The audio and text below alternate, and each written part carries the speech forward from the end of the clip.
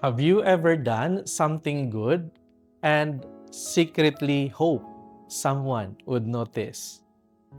You know, in today's gospel, Jesus speaks about prayer, fasting, and almsgiving.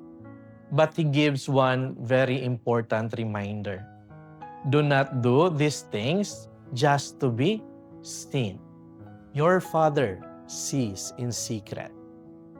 Ash Wednesday is not about showing others that we are sinners. It is about opening our hearts to God. Faith is not a performance, it is a relationship. So, when you pray, God sees you.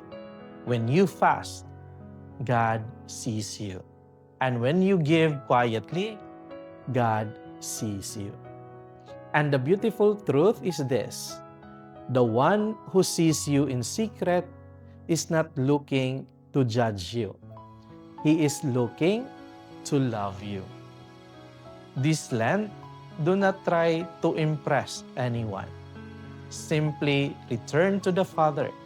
Spend time with Him. Trust Him. And let Him renew your heart. Because the Father who sees in secret is the Father who never stops loving you. Amen.